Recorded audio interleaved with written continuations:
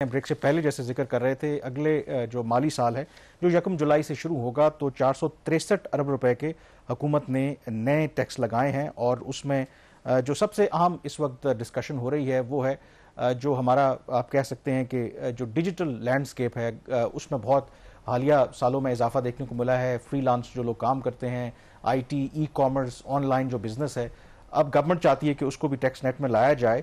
تو یہ ایک دو دھاری تلوار ہے، کیونکہ ایک طرف تو گورنمنٹ کہتی ہے کہ ہم نے انکریج کرنا ہے کہ پاکستان میں جو آئی ٹی کا جو سیکٹر ہے یہ فروغ پائے، بہت سی جابز بھی کریٹ ہوتی ہیں، اس سے فورن ریمیٹنس بھی پاکستان میں آ رہی ہے۔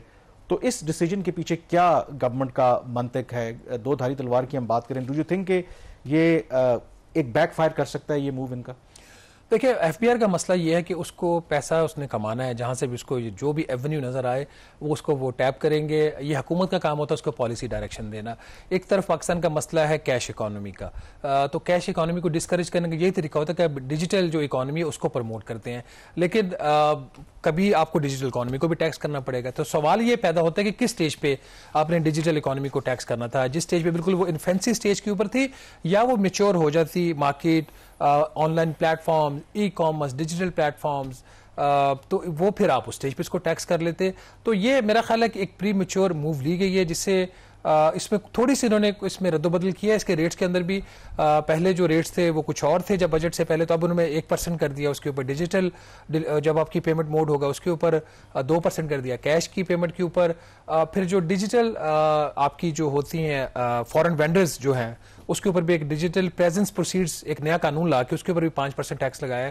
اس میں انہوں نے یہ کہا کہ اگر 10 لاکھ سے کم ہے تو اس کے لیے شاید اس کی وہ ریکوائرمنٹ نہیں ہے۔ تو اس میں اسینشلی کامران بات وہیں پہ آ کے رک جاتی ہے کہ آپ کا مقصد کیا ہے۔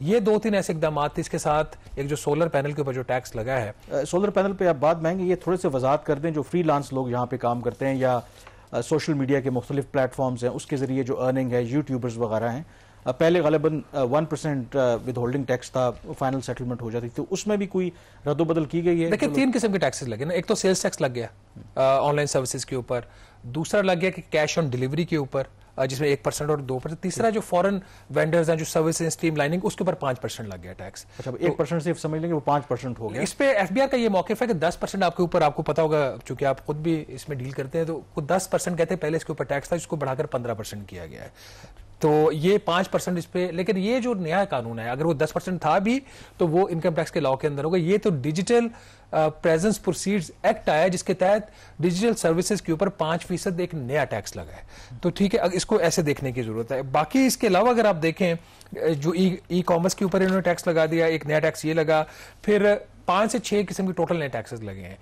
پینشنرز کے اوپر بھی ایک پہلی دفعہ ایک ٹیکس آیا ہے، لیکن وہ میرا نہیں خیال کہ اس جو انہوں نے حد رکھ دی ہے اس میں کوئی اتنی زیادہ وہاں پہ ان کو بینیفٹ ہوگا۔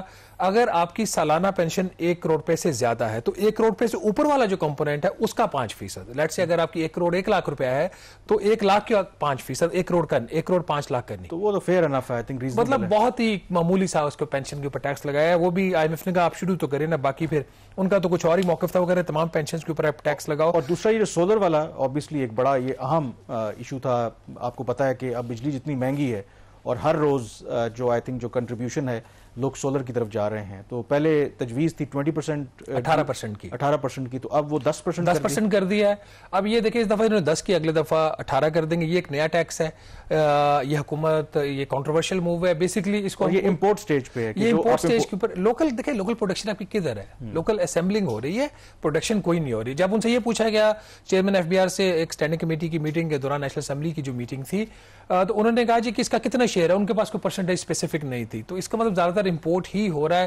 اگر 2, 4, 6% لوکل اسمبلنگ ہو رہی ہے تو اسے فرق نہیں پڑتا۔ تو اسینشلی 10% اس کی امپورٹس کے اوپر ٹیکس لگا دیا، جس کا فائنانس منسٹر کہہ رہے ہیں کہ اس کی وجہ سے قیمت صرف تقریباً 5% بڑھے گی۔ تو اس کا مطلب ہے کہ جو آپ کی انیشل جو کاسٹ ہے جو لوگ سولر لگوانا چاہتے ہیں اس میں اضافہ ہوگا سلائٹلی یا جتنا بھی، لیکن جو اوور آل پالیسی ہے گورنمنٹ کی، جو نیٹ میٹرنگ ہے یا باقی، اس کو نہیں، اس کا بجٹ سے تعلق نہیں ہے، وہ پالیسی چینج ہے، وہ تو بعد میں بھی ہو سکتا ہے۔ 2 اور نئے جو ٹیکسز لگے ہیں بڑے انٹرسٹنگ ہیں، ایک تو کاربن لیوی ہے، 2.5 روپے فی لیٹر اضافی لگے اس سال، اور 2.5 روپے سے اگلے سال لگ جائے گی، اور ایک چوزا ٹیکس بھی آ گیا ہے پاکستان میں، وہ ذکر ہم نے کیا۔ ہاں، تو وہ آئی ایم ایف نے نہیں مانا تھا، چونکہ لنگڑیال صاحب ہیں، تو انہوں نے چوزا ٹیکس لگانے میں کامیاب ہو گئے ہیں. تو جتنے بھی پاکستان میں چوزے پیدا ہو رہے ہیں, جو ایک دن کا چوزا ہوگا, ایک جس کی زندگی ایک دن کی ہوگی, اس کے اوپر 10 روپے فی چوزا ٹیکس لگا دیا گیا ہے. اس کا مطلب ہے جو اینڈ کنزیومر ہے, اب آپ کو مرغی کا گوشت وغیرہ مہنگا ہو گیا نا, یہ مہنگے ہوں گے, یہ مہنگا ہو گیا. 10 روپے اس کی کاسٹ میں آپ نے اضافہ کر دیا نا, تو 10 تو نہیں ہوگا نا. پھر ہمارے والے تو یہاں پہ کچھ پرائس کے اوپر چیک تو نہیں ہے. ایک اور جو نیا ٹیکس لگا ہے وہ یہ ہے, جو ٹریڈیشنل آپ کی فیول بیس جو گاڑیاں ہیں اس کے اوپر 1% سے لے کے 3% ایک نیا انہوں نے انجن لیوی لگا دی ہے بقول حکومت کی. اس سے جو پیسہ ریز ہوگا اس کو, جو آپ کی الیکٹرک وہیکلز ہیں جو بیسکلی امیر لوگ یوز کرتے ہیں, غریب کی تو پہنچ میں, مڈل کلاس کی پہنچ میں بھی نہیں ہے, تو الیکٹرک وہیکلز کو سبسیڈائز کریں گے. ٹریڈیشنل انجنز کی جو گاڑیاں ہیں اس کے اوپر 1% سے لے کے 3% تک ٹیکس لگا کر. اور دوسرا ایک اور آئی تھنک اب امپورٹنٹ بات ہے کہ ذرا جو سیلریڈ کلاس ہے اس کے بارے میں بات کریں. کچھ انکم ٹیکس میں رد و بدل کیا گیا, کچھ ریلیف دینے کی گورنمنٹ نے کوشش کی, بٹ اس میں امپورٹنٹ ہے کہ اگر جو چیئرمین ہیں پاکستان پیپلز پارٹی کے بلاول بھٹو زرداری, اور انہوں نے بظاہر وہ اپوزیشن میں ہے لیکن ایسا ہے نہیں حقیقت میں, ہم سب جانتے ہیں, اور انہوں نے جو وجوہات پیش کی کہ آخر انہوں نے کیوں اس فائنانس بل کو سپورٹ کیا, تو انہوں نے دعویٰ کیا کہ کچھ جو پیپلز پارٹی کی تجاویز تھیں ان پر حکومت پاکستان نے عمل درآمد کیا. پہلے ان کا یہ کلپ سنتے ہیں, اس کے بعد بات کرتے ہیں. اس حکومت نے یہ فیصلہ کیا کہ 10 لاکھ تک جو آپ کے سیلری کلاسز ہیں ان کے لیے جو 10 لاکھ تک اب اضافہ کیا گیا ہے, 6 لاکھ سے لے کے 10 لاکھ تک, کہ 0% انکم ٹیکس لگا. نہیں 10 لاکھ ہے جو بھی ہے, انہوں نے اضافہ کیا ہے.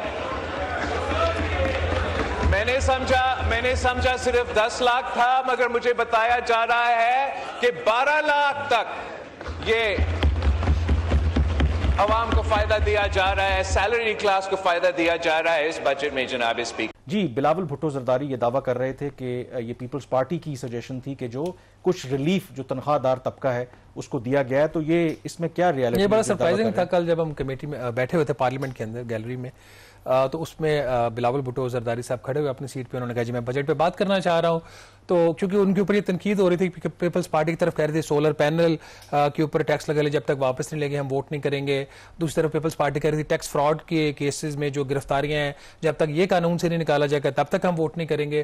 تو پھر بلاول صاحب اپنی سیٹ پہ کھڑے ہوئے, تو انہوں نے کیا کہا وہ آپ نے سن لیا. تو جب انہوں نے اناؤنسمنٹ کی کہ حکومت نے 10 لاکھ روپے تک سیلری کی جو ہے آپ کی 10 لاکھ سالانہ آپ کی جو سیلری ہے اس کے اوپر جو انکم ٹیکس ہے 0 کر دیا ہے, 0% لفظ انہوں نے بولا, آپ نے سن لیا, سب نے سن لیا.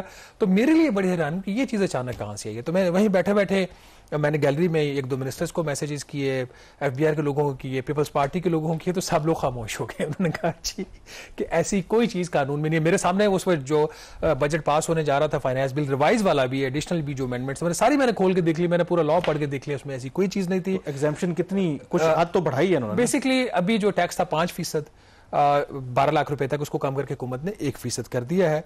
پھر جو منیمم تھریش ہولڈ ہے وہ 6 لاکھ ہی ہے, وہ 6 لاکھ سے لے کے 12 لاکھ کی جو آمدن ہے, پہلے 5% تھا, اب اس کے اوپر 1% ٹیکس ہے. تو بلاول بھٹو صاحب کا یہ دعویٰ کہ انہوں نے بجٹ کو اس لیے سپورٹ کیا کہ حکومت نے 10 لاکھ روپے تک جو انکم ٹیکس تھا وہ ختم کر دیا, تو وہ ان کا دعویٰ غلط ہے. جو قانون میں ایسی کوئی چیز نہیں ہے. کوئکلی کامران 2-3 اور چیزیں ڈسکس کر لیں بیفور دا بریک. ایک جو بہت بڑا ایک میئر تھا حکومت کی طرف سے کہ ایک نئی ڈیفینیشن قانون میں جو ہے وہ شامل کر دی گئی ہے ان ایلیجیبلٹی کی, نااہل افراد کی, کہ وہ شخص جو ٹیکس فائلر بھی ہے لیکن وہ کوئی چیز خریدنے کی اہلیت نہیں رکھتا, اس کے جو اثاثے ہیں جو اس نے خود ڈکلیئر کیے ہیں FBR کے ساتھ, وہ اثاثے جو کوئی شخص گھر خریدنا چاہ رہا ہے, گاڑی خریدنا چاہ رہا ہے, انویسٹمنٹ کرنا چاہ رہا ہے, تو اگر وہ اثاثے اس کو سپورٹ نہیں کرتے وہ خرید نہیں سکتا. یہ پرپوزل تھا اوریجنل.